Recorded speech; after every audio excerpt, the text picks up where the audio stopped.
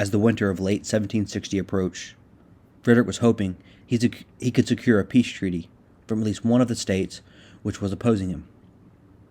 His victory at Torgau had been much needed and was a hopeful sign. But in truth, the casualty rate was so high that he was unable to afford to launch any counteroffensives that spring. Frederick was able to secure a ceasefire for the winter at least, but nothing permanent was signed. His brother Prince Henry was to stay in Saxony at the head of an army of about 28,000 men, whereas Frederick would move to Silesia to defend it from a possible attack from the joint Russian and Habsburg armies. Russia now had a new commander, appointed by Czarina Elizabeth, her close friend, General Alexander Butyrlin. Frederick's plans for peace went nowhere, so the war would at least continue for the next year.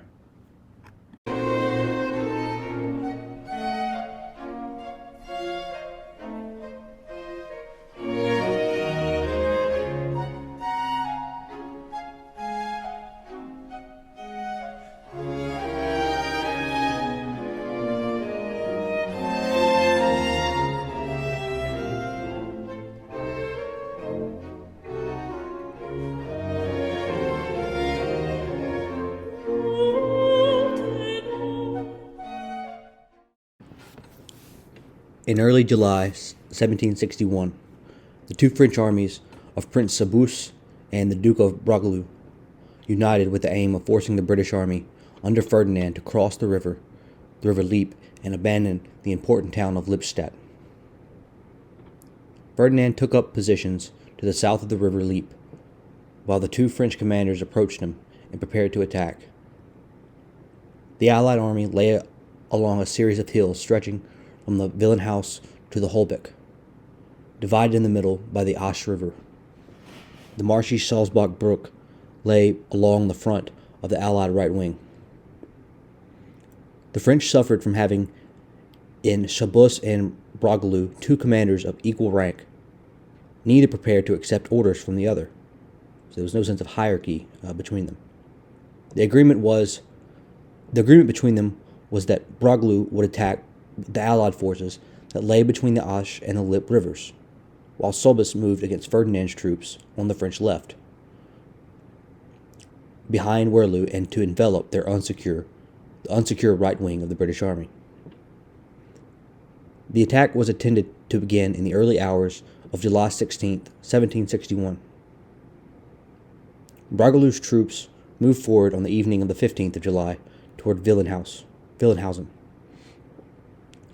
The Hessian general Watagnu commanded the Allied left, the Allied being the Prussian and British troops. His army was encamped on the rear of its intended battle position, and the French advance took his men by surprise. An additional problem was that the ammunition was in short supply. The French pressed forward to take advantage of his unexpected success. In what had been intended as a preliminary move, Broglie developed his attack to include the hill above Wilhelmshaven. Although as a surprise, the British and German regiments held off the French assault. The fighting continued to nightfall, with the French unable to exploit their initial successes. During the night, reinforcements for both sides came into line. Broglie brought up fresh troops to renew the attack the next day. Ferdinand shifted regiments across the Asch and strengthened his left wing at the expense of the right, until he reached partly with Broglie. Their Allied right wing was now heavily outnumbered by the French army under Soubise. At dawn, Broglie renewed the attack around Wilhelmshaven, expecting Soubise to advance on the left wing. In view of the considerable disparity in numbers, and that the flank of Ferdinand's weakened right wing was now badly exposed, the French had a reasonable expectation of victory. But Soubise contented himself with sending a small force out of the left and making a limited assault on the village of Schneidingen, while most of his army remained inactive. On Brogolew's wing, after some heavy fighting, a fresh Allied force under Wolfe arrived from the far side of the Leap and attacked down the left bank of the river, catching the French at a moment of reorganization and driving them back into confusion.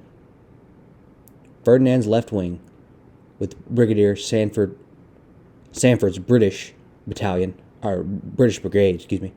the two Highlander regiments, the British Grenadiers went on to assault Broglew's troops and forced them to retreat in disorder, with one of his regiments being captured.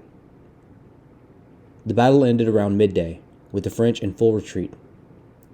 The casualty numbers resulted in about 4,700 men lost on the French side and only around 1,400 on the Allied Hanoverian, British, and Prussian side.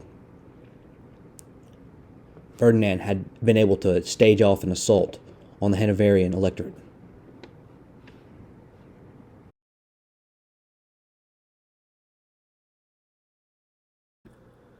General Buterlin of Russia and Loudon's Habsburg forces combined their armies on August 19th. 4 days after, Frederick had passed up an opportunity to attack the Russian forces at Leitschnick. But Frederick had decided to be much more defensive in his movements. In the summer, he moved to the heavily fortified city of Bunzelwitz and constructed even more amazing defensive fortifications in the city. A scout from Saxony said of the fortifications built. In this location, the Prussian army stood on a series of low and mostly Gentile eminences, which were utilized in masterly fashion. Frederick had assumed that he would be attacked by the joint Austro-Russian army, and that even if Buterlin refused to make the attack, he assumed that the ever-eager Loudon would force his hand. At least that is what he told his brother Henry. In writing to Henry, he said, "The Russians have no desire to attack, but I think Loudon will force them to."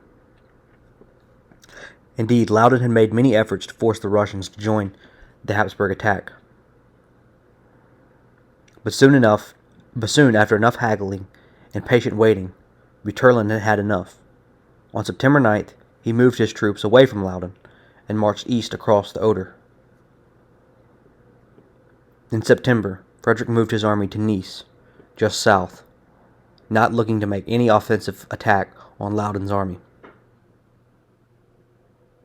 Frederick had assumed the campaign of 1761 was over, without having fought any major battle. Considering the fact that the Russians had moved away from Saxony, but the Russian general Buterlin had moved north to link up with the Swedish forces stationed in Pomerania. This now moved a small Prussian force under the command of General Stutterheim to move east and assist General Platen. This presented an opportunity for the small Swedish force stationed in northern Prussia under Field Marshal Augustin Evenschford. The Swedish troops were spread out in a pincer movement to attack the Prussian troops under the command of Field Marshal Behling. The Prussian troops under Behling retreated to the town of Nudingsen, where he was attacked by two converging Swedish troops. On September 18th, Behling reached Nudingsen about 6 kilometers west of Rathensmut. The Prussian vanguard now took the position opposite of the Starkburg infantry occupied by the Rothelmull, the Swedish position being quite strong. Behling's vanguard bombarded the Swedish counterpart with artillery fire without attempting any assault with his troops. Behling was still at Nottingson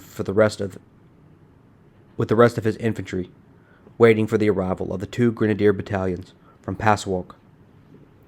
They had not yet arrived when Behling heard the sounds of the engagement in his rear. It was Liebecker's column who had engaged Galt's detachments. Galt had delayed Liebecker's advance enough to give Behling enough time to defeat Springport. Liebecker, thinking he was facing Belling's entire corps, limited his action to musketry fire. At 11 a.m., the 2 Prussian grenadier battalions finally arrived from Knightenstein, and Belling immediately sent them in a flanking movement against the forest. At the same time, Spragenporten's corps appeared on the road from Ferdinandstadt. He deployed his column to launch a counterattack on Belling. The cavalry and the rest of the infantry were kept in reserve. The 2 lines came in contact when the heavy fighting started. Grenadier battalions under Eigensbell charged the Frumpenkennick at the point of bayonet, broke them, and continued its advance, leaving the grenadier battalions behind. Grenadier Battalion Algersben advanced so rapidly on the Swedish position that it was soon isolated in the vicinity of the village of Knightenstein. He fooled and trapped Grenadier Battalion Algersben in a small wood where his grenadiers were outflanked and attacked by his older brother's infantry. Attacked from every side, it was forced to retreat, with the Swedish troops losing 2/3 of their men. Its withdrawal was covered by grenadier battalions under Roskirk and Belling's hussars. Fearing being caught between 2 Swedish columns, Belling resolved to retire to Tauschenberg and Grien. The Swedish forces, under the leadership of Field Marshal Augustin Evenschward, had made their way into Prussian territory. The loss at Knightenstein was not the only bad news for the Prussians that fall. Frederick had been outmaneuvered by Loudon, and the Austrians had taken the fortress at Schweidnitz without any heavy confrontation. Further bad news reached the Prussian camp on December 16th, when it was told that the Russians had reached the town of Kolberg. As the year of 1761 came to a close, Frederick faced the same danger of being invaded from 4 sides that he had in years prior. And with no extra supplies coming in, and an economic crisis on his hands in Prussia, Frederick wrote to his counselor Finkelstein on January 6, 1762, that if the Turks could not be persuaded to join the cause, negotiations would have to begin immediately. That is, until the unthinkable happened.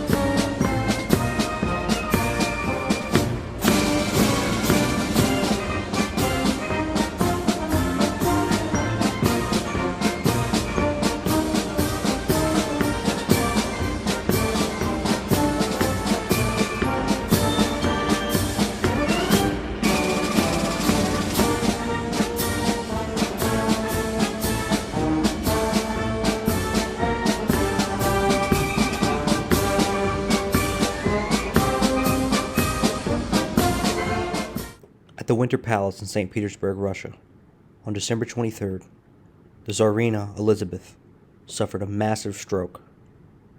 2 days later, on Christmas, the Czarina of Russia, with her nephew Peter III by her side, was deathly ill. At 4 p.m. on Christmas Day, Czarina Elizabeth died at age 52. Elizabeth died childless, so the next in line would be the oldest son of her sister Anna, Peter III. Peter III grew up in the Duchy of Holstein. He entered a marriage alliance with Christian August, the Prince of Anhalt-Zerbst, to his daughter Sophia. Sophia, upon arriving in Russia, converted to the Russian Orthodox religion, adopting the name Catherine. Upon hearing of the death of the Czarina, Frederick remarked, "The Messalina of the north is dead." Though Frederick had no sympathy for the Czarina, he did not think Peter III's ascension to the throne would give him any tactical advantage in the war.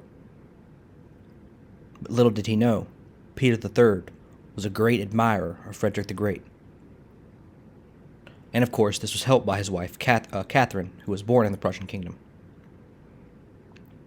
as well as his need to get back his Duchy of Holstein. In a personal letter, Peter III labeled Frederick the Great one of the greatest heroes the world had ever seen. Peter III wrote Frederick a letter exclaiming, "We have the most excellent opinion of your Highness, and would be pleased to prove it in every way." Frederick was extremely jubilant to hear the news. He said to his Courtmaster Finkelstein, "Thank God, on the brink of ruin, yet one woman dies, and the nation revives." He wrote to Peter, "I am so glad your Imperial Majesty received his throne, which belonged to him not so much by heredity, but by virtue, and to which he adds new luster." Peter responded back to Frederick by saying, "You do, of course, jest when you praise my reign, whereas I see you as one of the world's greatest heroes." On February 5th, at a dinner with his Austrian counterparts, Peter expressed his annoyance with his Austrian allies, in language so coarse that the Austrian ambassador, Count Mercy, felt unable to print the actual words in his dispatch to Vienna. An immediate truce between Russia and Prussia was agreed to. The Russian army was to withdraw from the front. Frederick even further swooned his ally by giving Peter the Order of the Black Eagle, a Prussian military honor which was to be bestowed upon the Tsar of Russia. On May 5th, the two took it a step further. Frederick and Peter signed an alliance between Russia and Prussia. Now, not only would Russia not be fighting against Prussia, they would be joining the fight against Austria. On May 22nd, a peace deal between Sweden and Prussia was signed. As Sweden had always been a sort of less than excited ally, with Russia now joining the other side, they were forced to sign a peace treaty. The war had now been flipped on its head. It would be Russia, Prussia, and Great Britain who would face the Habsburg Empire and France, who had already been removed from North America, and India, and had little else to gain from the conflict. When writing of this episode in his memoirs, Frederick wrote, "The summary of events we have related will present to our view Prussia on the brink of ruin, at least of the last campaign, past recovery, and to judgment of all politicians. Yet one woman dies, and the nation revives, nay, is sustained by the power which has been most eager to seek her destruction. What dependence can be placed on human affairs if the virulent strifes can change the fate of empires?"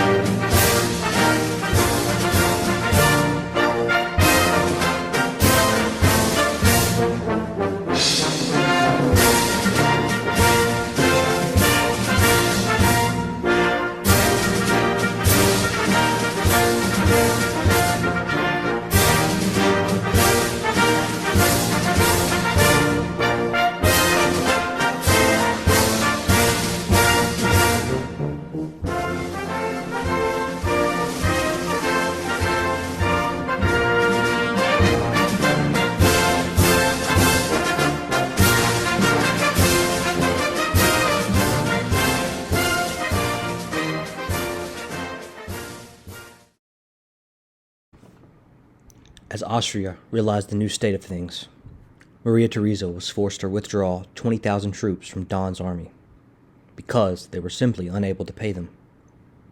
In March, Frederick began to move towards towards Don's army, which lay in southern Silesia. He left his brother Henry, stationed in Saxony, with 30,000 men. As Frederick and his army arrived in Leipzig, 20,000 men under the command of his former rival, Chernihiv, arrived to reinforce the Prussian army. Frederick deployed a 20,000-man cavalry force to wreck the Austrian supply lines on July 9th. On July 18th, though, the Russian army was once again called to return back to St. Petersburg after the death of yet another ruler. Peter III had been killed by his political rivals in a coup d'etat. Peter III had planned to divorce his wife Catherine in favor of marrying a young Russian girl named Vorontsova. Peter III was forced to abdicate in a coup which brought Czarina Catherine to the throne of Russia. It is widely suspected that once held in prison, Alexei Orlov killed Peter III in his holding cell on July 17th, though there is still much speculation about the death of Peter III. The troops under Chernihiv were supposed to return to Russia, Frederick paid him a bribe to delay his retreat for at least the next 3 days, even if it meant playing no part in the upcoming battle. Don had fortified his defensive position at Berkensdorf and waited for the Prussian army to attack. Frederick, as usual, made a deceptive move against Don, sending his hussars to the center of Don's line, while the main attack was to occur on the northeast side of Don's line, which lay undefended. The center was headed by Manteuffel's troops, which launched heavy artillery into the Austrian lines. Wide and Mollendorf's cavalry moved to fortify the attack on the northeast side. On the morning of July 22nd, Wide made his attack on the northeast of the Austrian army. It was first repelled by reinforcing Austrian troops. However, a group of Prussian infantrymen discovered a ravine in which they would be able to make a second attack on the Austrian troops. When the second attack commenced, the Prussian infantry outflanked the Austrian army, and Wide's second attack had much more success than the first. A Prussian attack in the center also proved successful, able to outflank their Austrian opponents. As the attack on the northeast of the Austrian lines succeeded, the Irish-born Austrian general O'Kelly forced his troops to retreat from the lines, allowing the Prussians to take over the lines which the Austrians had previously held. They then used Prussian artillery to launch from the positions which the Austrians formerly held to inflict heavy artillery fire on the main group of Austrian soldiers. This, of course, forced Don to make a permanent retreat from the battlefield.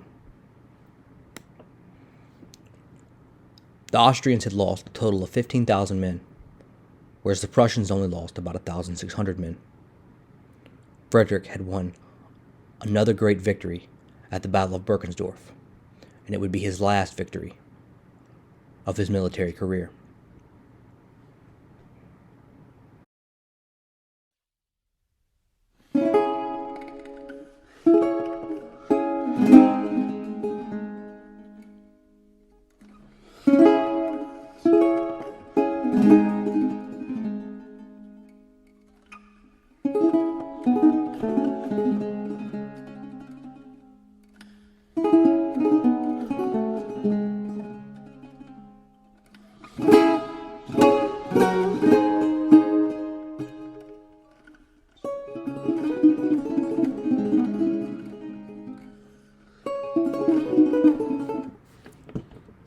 The year of 1762 would bring yet another two more countries into the war.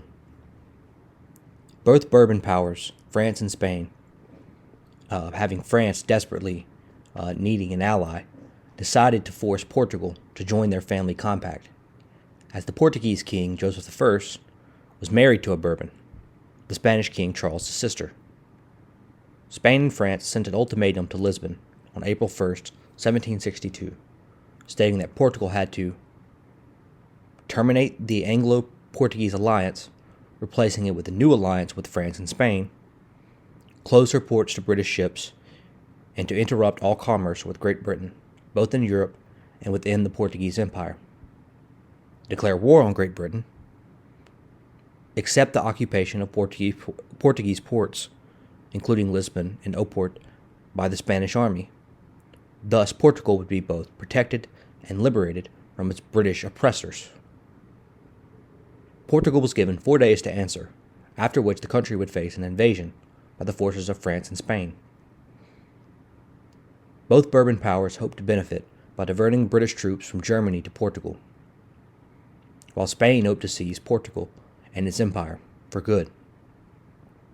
On April 30th, 1762, a Spanish force penetrated into Portugal through the province of Trás-os-Montes and posted a proclamation entitled Reasons for Entering Portugal, in which the Spaniards declared that they were coming not as enemies, but as friends and liberators who came to free the Portuguese people from the heavy shackles of England, the tyrants of the sea.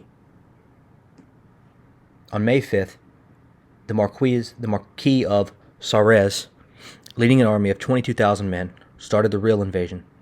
Portugal declared war on both Spain and France on May 18th, 1762. The region of Trás-os-Montes was the main theater of operations during the first Franco-Spanish invasion of Portugal, only to be fortified as a provision fortress of the Providence was besieged on May 6th. Miranda was the fortified and provision fortress of the Providence and was besieged on May 6th, 1762. But an accidental huge powder explosion of 20 tons killed 400 men and opened 2 breaches in the ramparts, forcing a surrender on May 9th, 1762.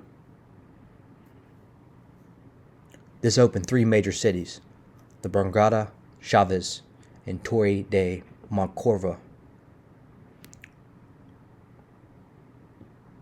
There were neither fortresses with intact walls nor regular troops inside the entire province of Trás-os-Montes.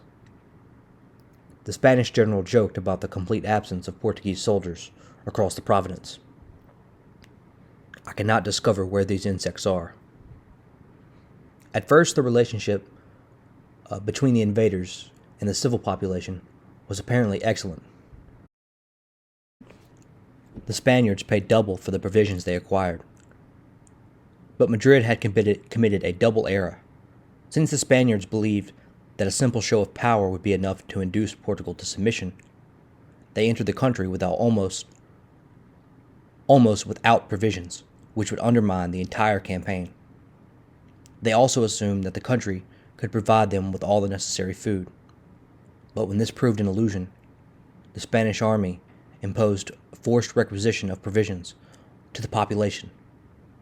These were the trigger for the popular revolt, with war for food feeding the war. This was the trigger for a popular revolt of Portuguese citizens against the Spanish army. The invasion of Portugal forced the Portuguese king, King Joseph I, to fortify his alliance with Great Britain. As to be expected, the British would put the full force of their empire into the Spanish holdings in North America. In June 1762, a British force from the West Indies landed on the island of Cuba and laid siege to Havana.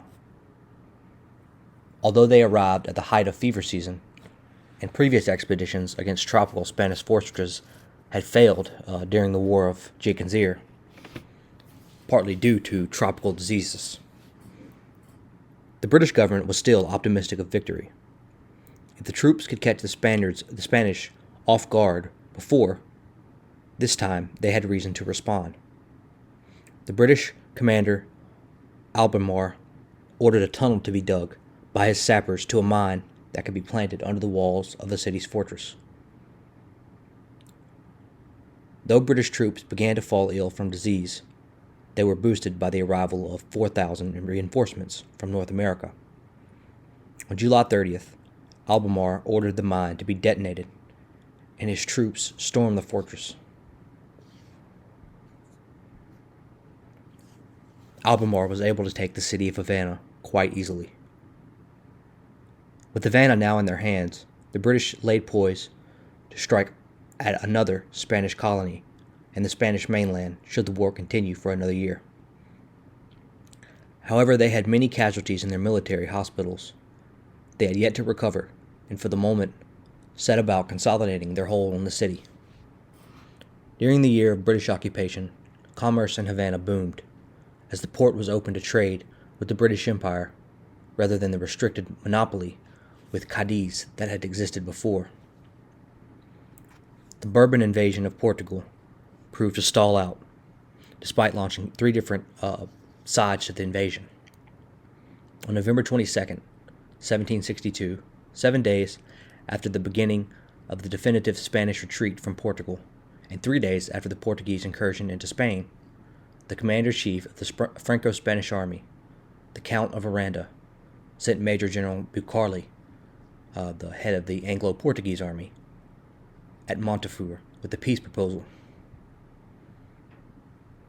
The suspension of hostilities, and it was accepted and signed 9 days later, on December 1st, 1762. The Bourbon invasion into Portugal had proved a massive disaster for the Bourbon families of France and Spain. The Portuguese had forced Spain out of their country and had lost colonial territory in the process.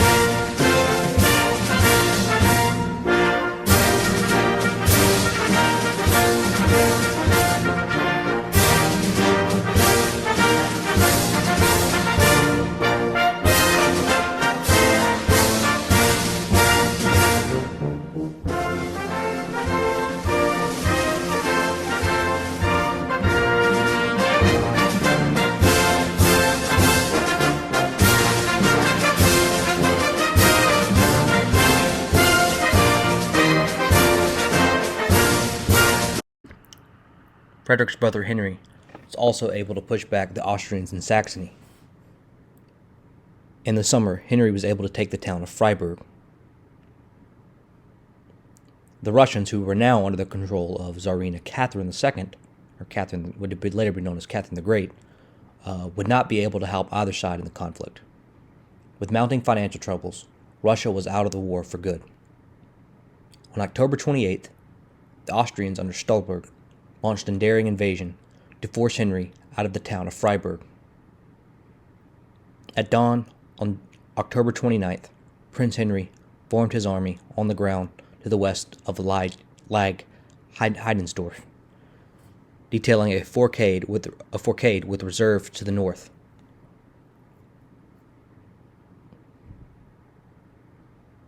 As they advanced, the leading elements of the Prussian army had skirmished briefly with the Croats in the woods, but these troops soon withdrew in the face of formed infantry.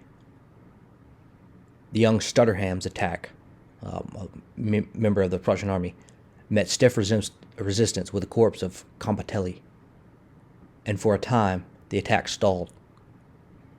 Several Prussian cavalry attacks also failed to shift the Austrians, and regiments had to be barred from the left wing in order to stabilize the front. While the main Prussian army attacked this position, Schleiditz, the great cavalry commander, was finding the ground difficult for his cavalry to move. He instead took command of the infantry on his wing and attacked Campanelli's front flank. With the pressure mounting, Stolberg began to move his line to the south in order to bolster the defenses of Hillock, known as the Trice Corps. Henry also recognized the importance of this feature and rushed his grenadiers towards it.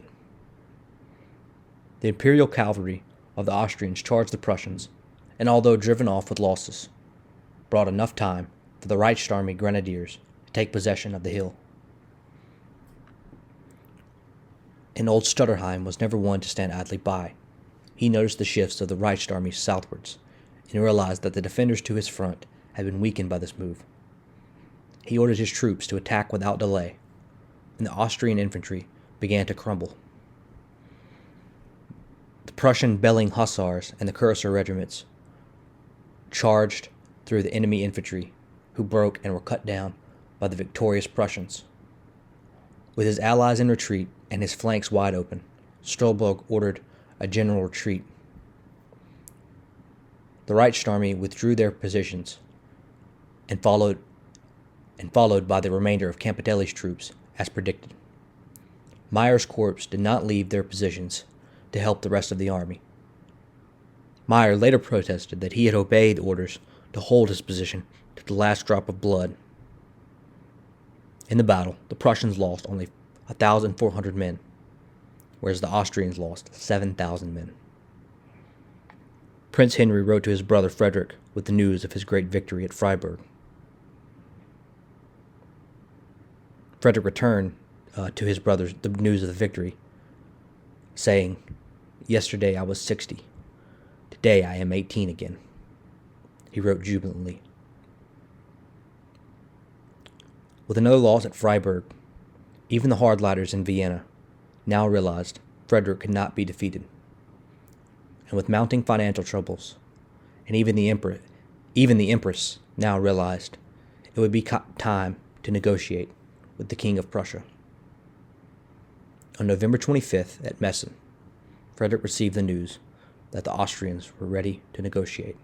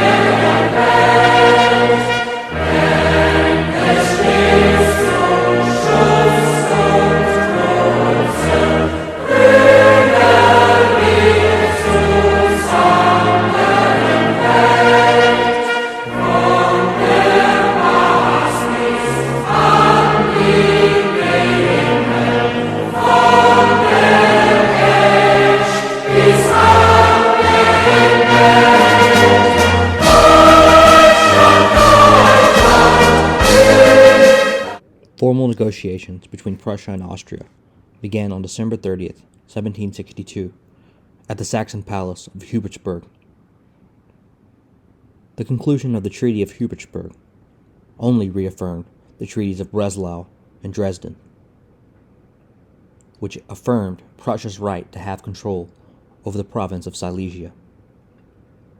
The 7 Years' War in Europe, though having gone through 6 long years of fighting, resulted in the same conclusion as the previous War of Austrian Succession had. Delegates of Europe met in Paris in February 1763 to announce the Treaty of Paris, the formal ending of the 7 Years' War. By the terms of the treaty, France renounced to Britain all of the mainland of North America east of the Mississippi, excluding New Orleans and Everons, the West Indian islands of Grenada, St. Vincent, Dominica, and Tobago. In all French conquests made since 1749 in India or in the East Indies. Britain, in return, restored to France the West Indies islands of Guadeloupe, Martinique, Marie Galatinet, and Desirade. Spain, at the same time, was able to recover Havana and Manila, and seceded East and West Florida to the British, and received Louisiana, including New Orleans, as compensation from the French. The French army also evacuated the European duchies of Hanover, Hessen, Kassel, and Brunswick, and gave it back to the Allies. With the war now concluded, the British had seized control of North America and would soon face financial problems of their own in North America. And in Prussia, it had been the 23rd year of Frederick's reign. He had secured control of Silesia and defeated the Habsburg Empire on 2 separate occasions. As a Danish observer wrote of the conflict in 1759, all Frederick had to do was not to lose, to gain everything. And that he did. King Frederick of Prussia would reign over Prussia for the next 23 years, eventually dying in 1786.